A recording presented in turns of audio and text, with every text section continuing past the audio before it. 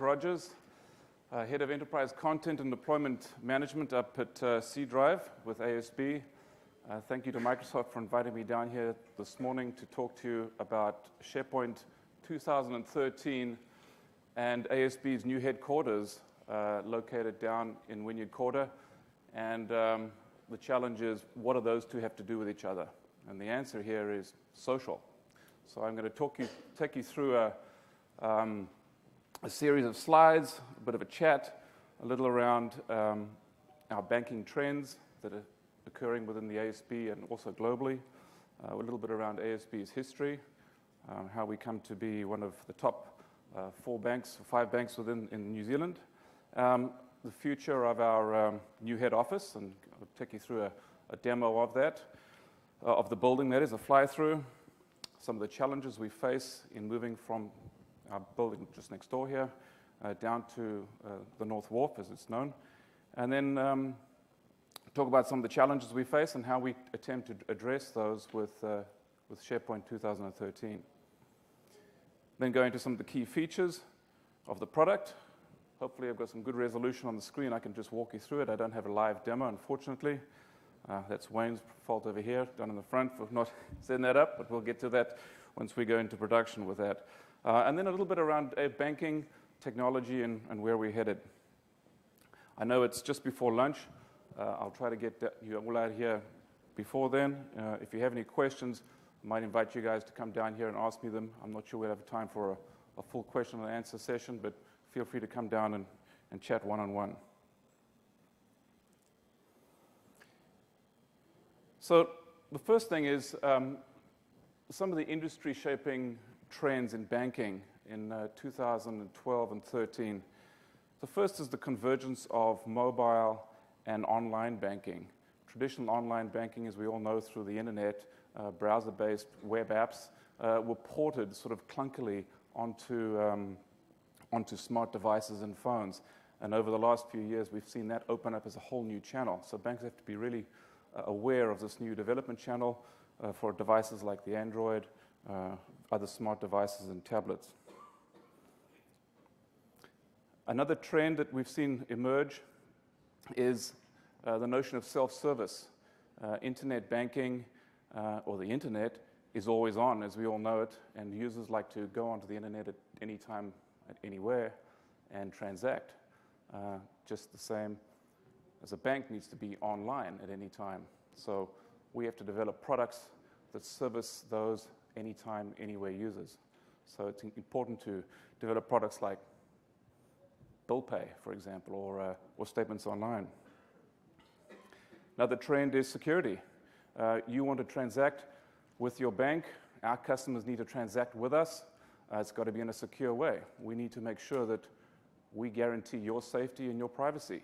When you go to a website that says ASB on it, you've got to make sure that, in fact, you are engaging with the bank directly and you're sharing information in an appropriate way and in a safe way. And then we've got another fourth entrant, and that's the notion of virtual money. A number of startups in the States, TwitPay is one that comes to mind, crowdfunding, crowdsourcing, which is a leader from that, but the idea of peer-to-peer lending.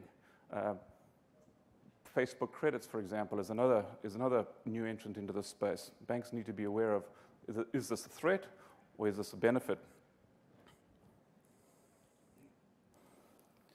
Let's change gears and talk a little about who ASB is. How did we come to be, and bring you right up to the present.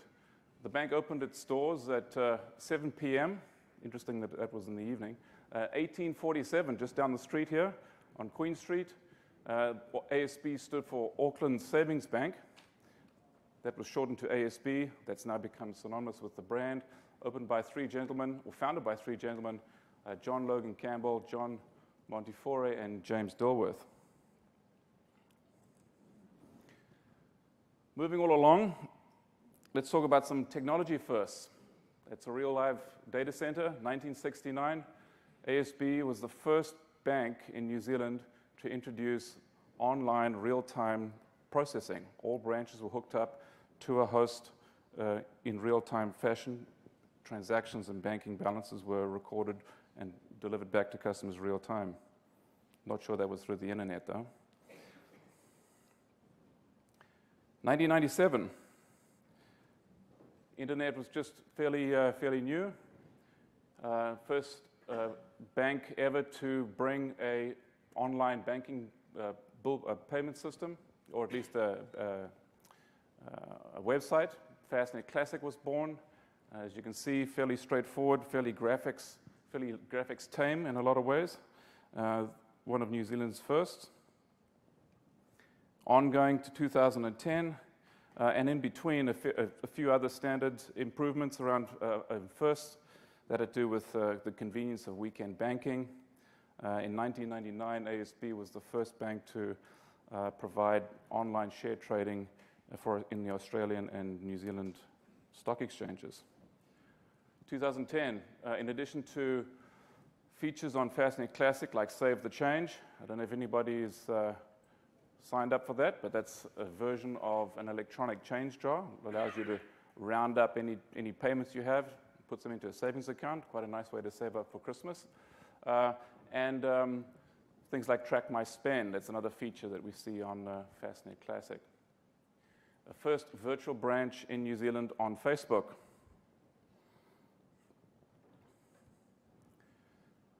In 2012, enter mobile peer-to-peer payments.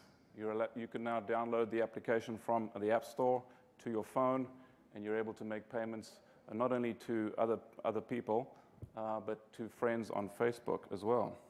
Clearly a social trend here around social media and a social presence. Today, we're 144 branches, $63.2 billion in assets, roughly 4,500 employees nationwide. One of 4 of you in this room bank with ASB. Internationally recognized as leaders in innovation banking and customer service. Let's move on to 2013 and move into the North Wharf. Here's an impression of what that building looks like. You've probably all seen it growing out of the tank farm, behind the tank farm down on the waterfront. I'm now going to sort of change gears and talk a little bit about that building and how that plays into innovation in our space in technology. Iconic landmark, Auckland's waterfront, quoted in New Zealand Herald as New Zealand's most sophisticated new commercial building. Cost $126 million. It's roughly, it is 6 stories high. It's 2 buildings joined together with a glass atrium. There's some really novel new features. It's important to stress that this building is purpose-built for the office of the future. This is not a traditional office with a couple of Wi-Fi hotspots. It's designed to be social. It's designed to encourage open interaction between what we call knowledge or interaction workers. This doesn't have the traditional cube space that we've seen in buildings to date.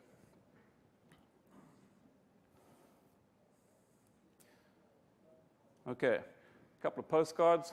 Folks are familiar with this view.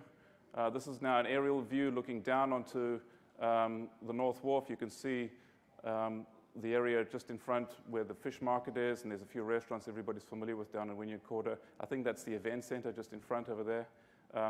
And it filters nicely into the skyline. So if you're coming over the bridge, it doesn't sort of stick out. It's all purposely built to be a low-profile, environmentally friendly structure. This is a picture over here of the cone, which you see in that other picture in the artist's impression being installed. This was built in Waiheke. This was installed a couple of months ago. And the idea of this cone, as you see on one of those buildings, is to encourage a natural flow of air through the building. We have a low environmental footprint. Very little air conditioning will be used in the traditional sense for heating and cooling. This will draw air from the outside through the building in a natural chimney effect up through that cone and out to the outside. Another interesting feature is these slats that you see on the side of the building as well. They're designed similar to be the Pohutukawa tree leaves. I believe they manage light in and out of the building. Anyway, this is a picture that was taken last week pictures taken every 10 minutes since the building was built. Ultimately, at some point, we'll be playing that as an animation. You'll be able to see how this has grown over time. All right, let's move along and give you a walkthrough, a fly-through of a social building and a social setting.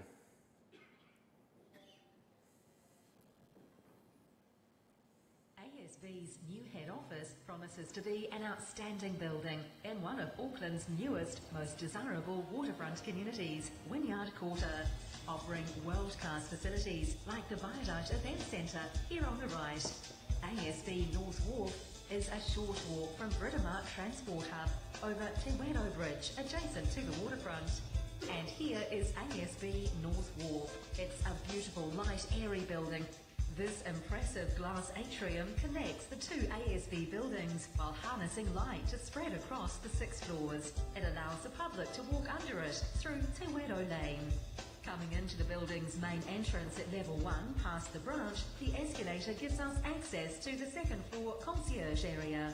Here you can start to feel the energy, vitality, light and space that draw you into the campus-style building.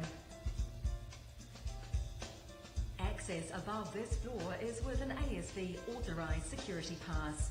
The Level 3 Plaza is a place to work, collaborate, eat and enjoy the surroundings, while the variety of work settings let people choose where, how and with whom they need to work. This place literally hums. Entering across an atrium bridge which join the two buildings is the Plaza Deck Cafe. The seaweed wall provides a break between the cafe and the more structured working areas. Barista coffee smells waft from the cafe, making this a place many will regularly visit. The plaza itself is made up of 5 boathouses: Aqua, Deck, City, Motoscafo and Container. Now on level 4, we move through to the atrium to a tea point, designed for morning and afternoon tea breaks within each neighbourhood. Depending on your tasks for the day, you might choose one of these collaboration lounges to meet and work with others. Every neighbourhood has an anchor point where people's locker and filing drawers are located. Other neighbourhood work settings allow people to choose the best place to work. This closed office area, called the cockpit, provides a closed-door office environment for up to 2 people. Alongside are a mix of work settings available within each neighbourhood.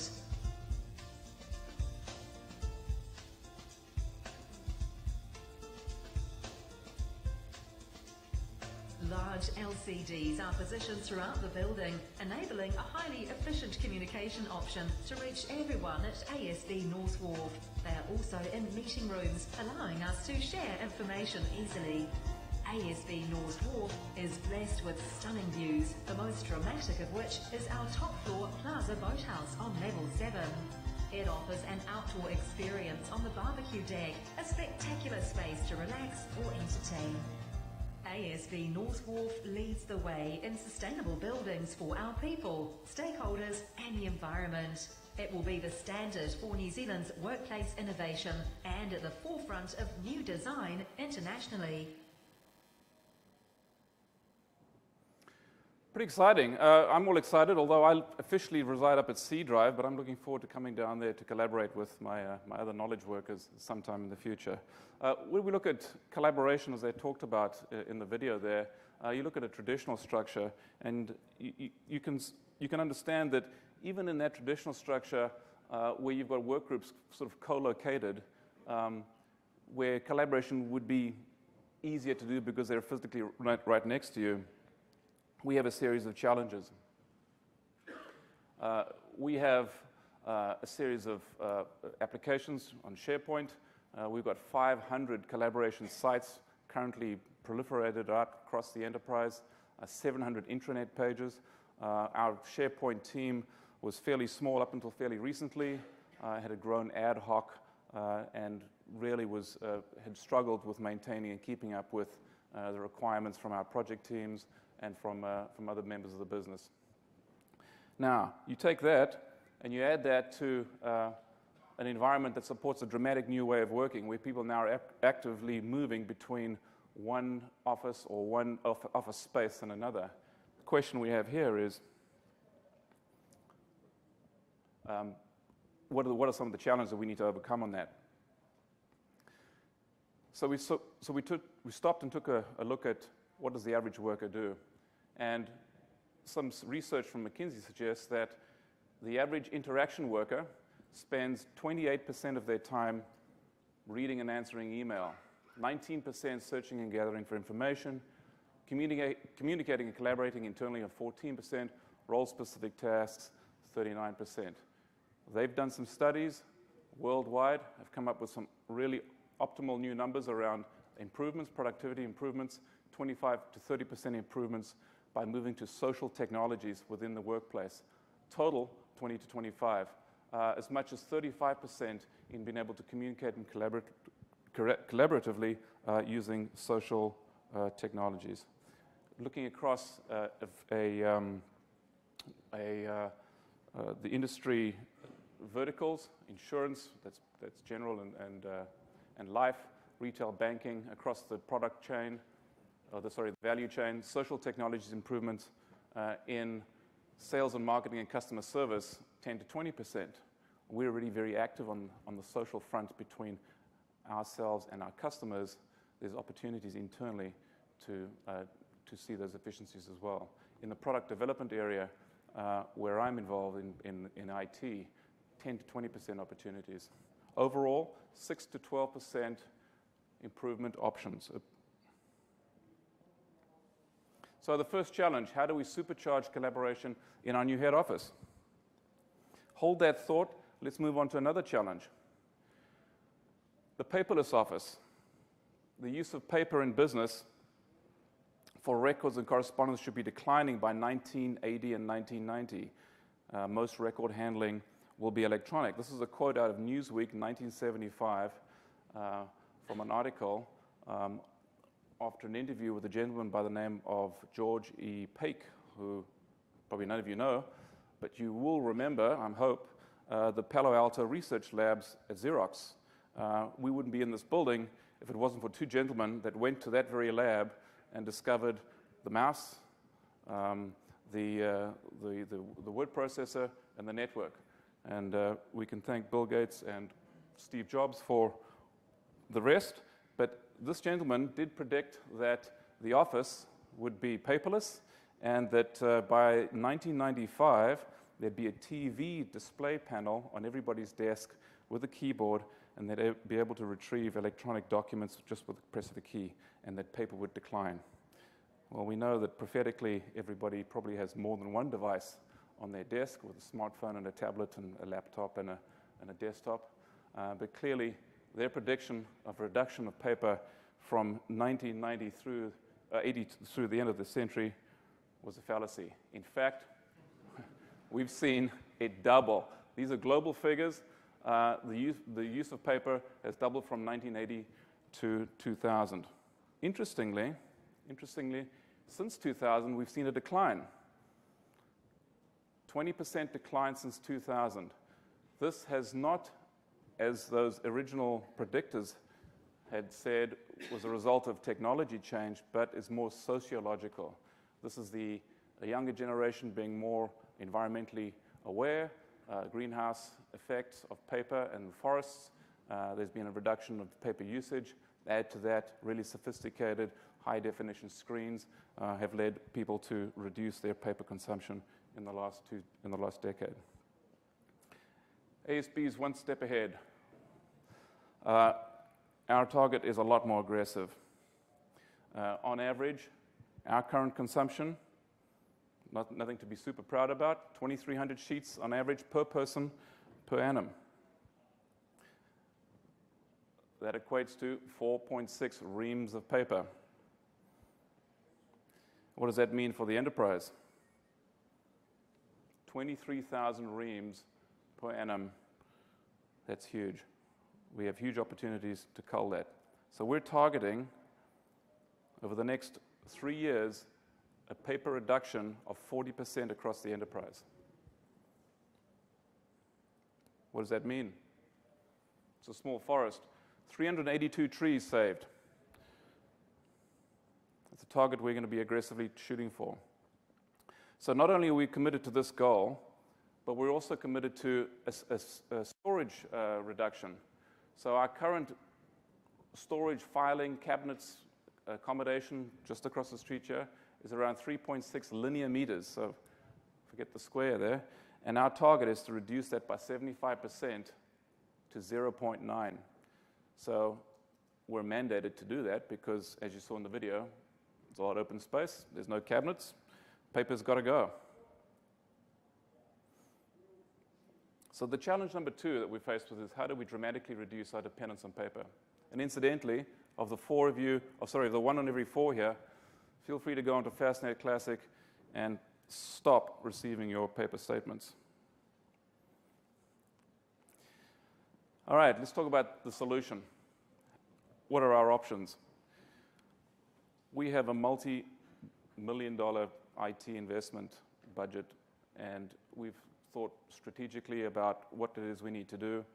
We have strategic partners in New Zealand and also in Australia and around the world, and we need to be conscious of a environmentally and sustainable future, as well as picking a solution that's going to really fit our needs here. So we're talking about social and collaboration in the workplace. Who is it that we had to turn to? We turned to Microsoft. We're a Microsoft shop. We've got a significant investment in their infrastructure and technology, and we wanted to know what it is that we could do to fast-track our collaboration initiatives. We had to talk to Paul Quirk and Wayne and a couple of folks down on the waterfront, and they talked to us about Wave 15. What is Wave 15?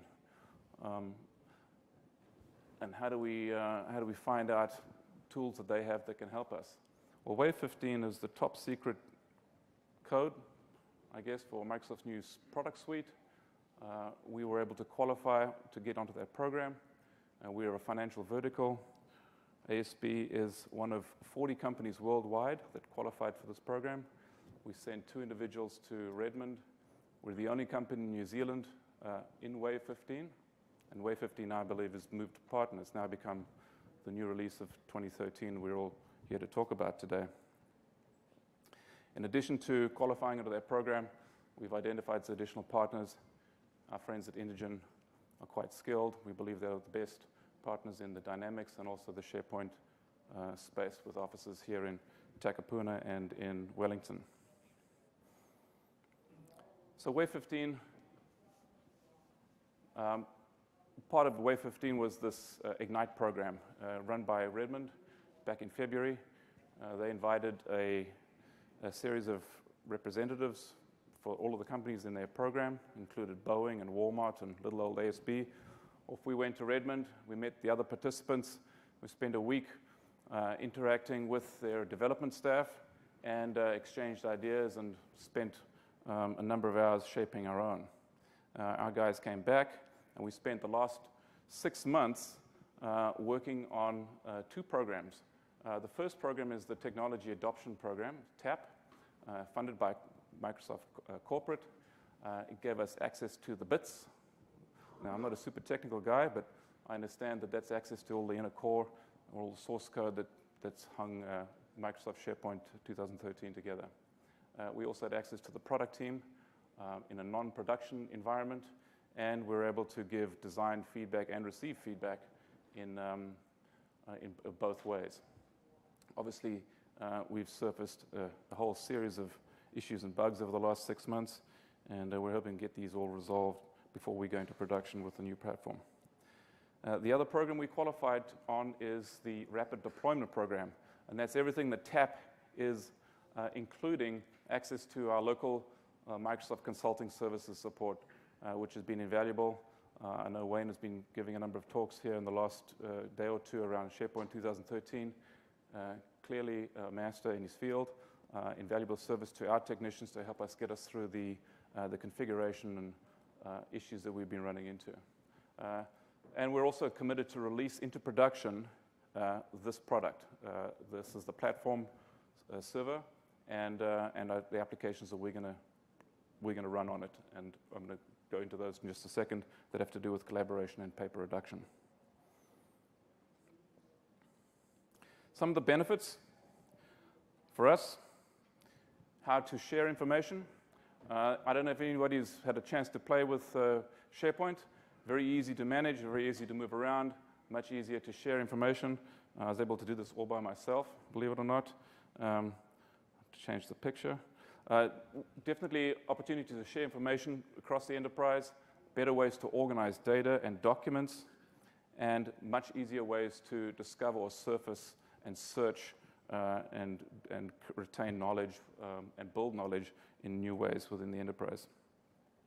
Then I'm going to talk a little bit around some of the lessons that we've learned, and hopefully we can go through those at any time if folks want to come and have a chat afterwards.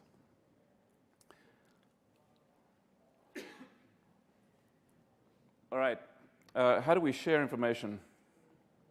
The first is my sites, community sites, and team sites. How many folks today are on SharePoint 2007 or supporting it in any way? Just a quick show of hands, 2007. What about 2010? It's a lot more. We're still on 2007.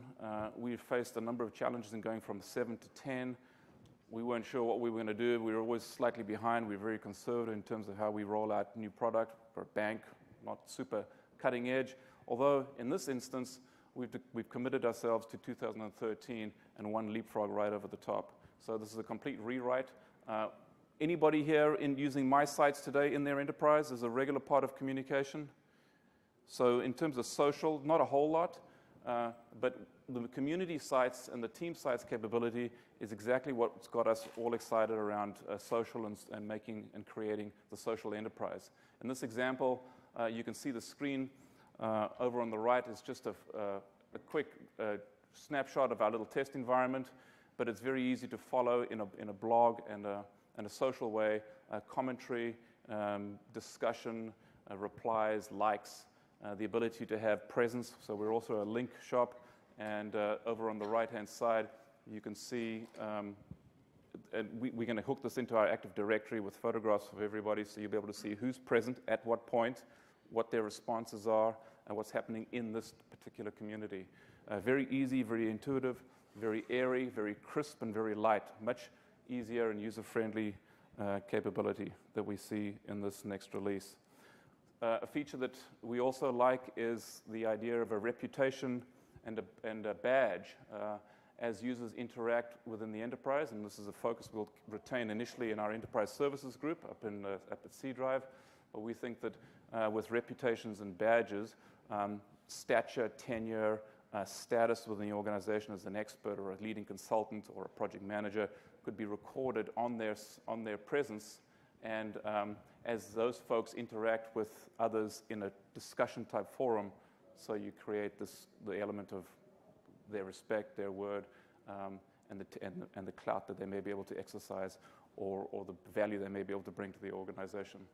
Reputations are assigned as our badges through an admin function. So in this community site, you'd have a community owner and a moderator and a contributor and a visitor, and these folks all get assigned certain ratings. The other is the microblogging feature. Today, we've seen Yammer, and we've seen other various add-ons. I think folks talk about NewsGator. We're in 2007. We don't have a real good internal microblogging capability. This all comes straight out of the box.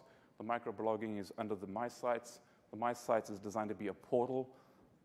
Okay, so you're able to get all your information at one area, as well as all the people that you're following and the people that are following you, just in a traditional Facebook-type social setting.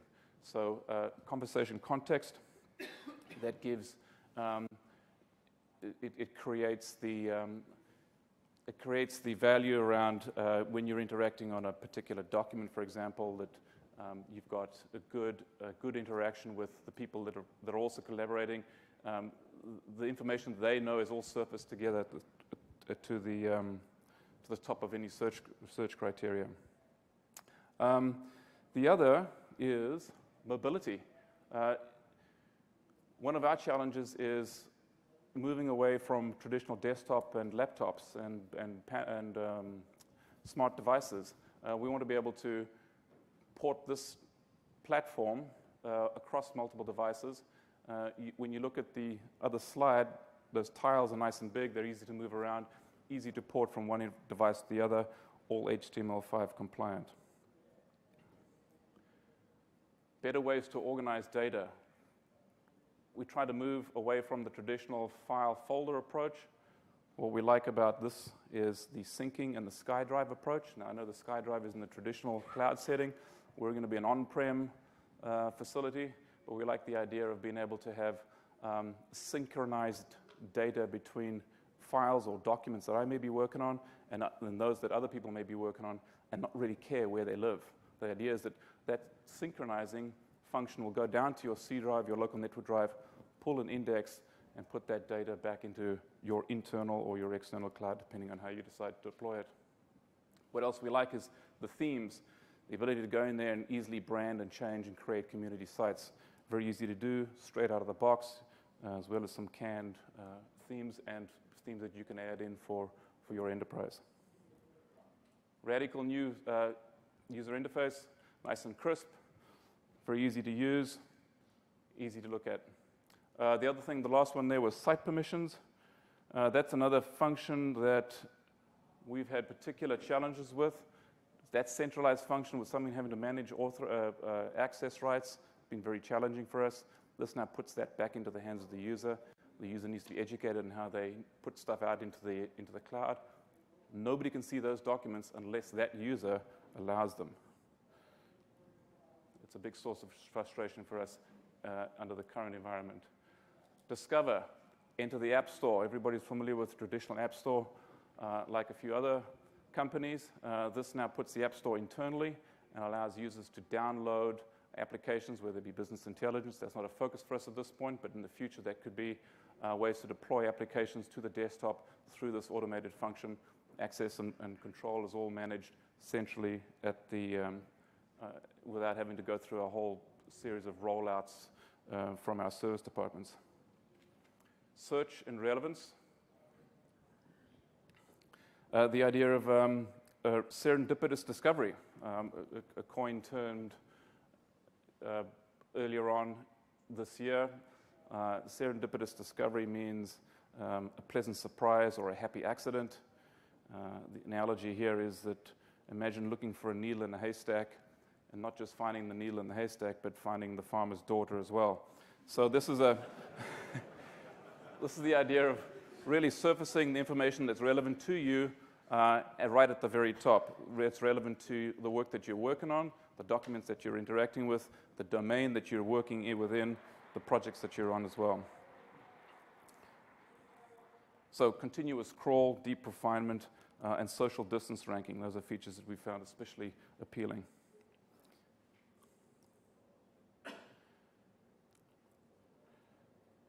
With reduced paper dependence, we're careful not to say completely independent, and we're careful not to say paperless office, but we're approaching that, and our target of 40% is something we're going to be aggressively shooting for. But we see device independence as a core driver. We want to be able to support multiple devices, not just those that we certify internally, but people can bring their own device down to the North Wharf, whether it be their smartphone or their Android, and still be able to hook up within our internal network or cloud. Storage solutions, we're currently looking at Azure at the moment. We're managing a rollout of a project that has to do with reducing paper and converting paper onto digital format. Our legal and HR departments are two very paper-heavy users at the moment, and they're not bringing their paper from next door here. So we're actively working on a workflow solution for them as we speak. And the other concept is cloud versus file and folder. We've got a 40-year-old concept of paper and folders, and they go into a drawer, and you've got a physical environment, and that's just been ported onto a virtual structure that we've seen today. We need to lose that idea.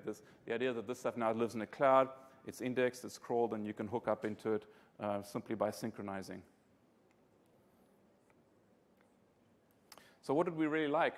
We like the ability to follow information. We want to introduce social into our enterprise. We like the idea of community sites. That's a whole new feature that we really want to actively address. We like the crisp new look and feel, very airy, very wide, very open space, very intuitive, a natural way to navigate, as we're all familiar with in our private lives outside of the enterprise. The ease of update, ranking assignments, so the idea of assigning badges and having collaboration between individuals and being able to assess who's what or who's who in the zoo. The idea of the SkyDrive sync, moving away from your traditional local network drive and your shared drives. And some of the lessons and challenges we've ended up going through, clearly a big cultural shift if we're going to implement this onto the business side. So we're very aware of that. We want to make a concerted effort to test and proof of concept this stuff ourselves and go through a proper change management and introducing and getting the right kind of buy-in to the end business user. If we let this thing go out, we end up like we were before with our current deployment of collaboration websites and intranet sites across our enterprise. The other challenge is platform architecture. What we thought worked well, whether it be Stretched Farm or others, has turned out to be some challenges. Obviously, we're working on re-architecting that, and we've had to do some redos in terms of design. That's been a bit of a challenge. The last 6 months, we've been trying to set up the infrastructure to make sure that it supports the features that we want to realize. And clearly, we've got a risk on all sides around deploying a beta, risk mitigation strategies we have to develop to make sure that when we roll this thing out, we get the proper assurance of and support from Microsoft in pulling this thing together. Proof of concepts. We're currently doing that up at C Drive. We're actively using our own teams, our own internal teams to collaborate with. As we test and feel what we like and what we don't like, we then turn those over to the business and deploy them and through a proper change management change process. Clearly, all of this has to sit within a strategy. We need a proper taxonomy. We need to make sure that our metadata is properly organized. If we're going to move data either from a digital format into this environment using workflow or search, continuous scroll search, we've got to be able to find it. We've got to be able to manage version control. We've got to be able to rely on where is the source of the truth, knowing that we can be searching on different platforms. What does the future bring for us? Anywhere access. So not just between our two buildings within our network, but really anywhere. So we're no longer dependent on having somebody physically located in one particular area. We now have the ability to find them anywhere in a virtual office, in a virtual setting. Obviously, with that comes the idea of presence. You need to be able to find out who's where. We've currently rolled out a link, and that gives us a really good idea of who's available for any kind of interaction, whether it be a chat, email, instant message, or knowledge sharement. The other is knowledge management, introducing new ways to manage know-how or skills or information within the enterprise. Today we have documents, and documents live and they age, and they have to be resurrected, and knowledge lives with people, and those people come and go, and you have this sort of ad hoc, relatively immature way of managing information. We need to be sure that we can do that in a more advanced way through wikis and managing information, whether it be for our call centers or whether it be for our internal project and design teams.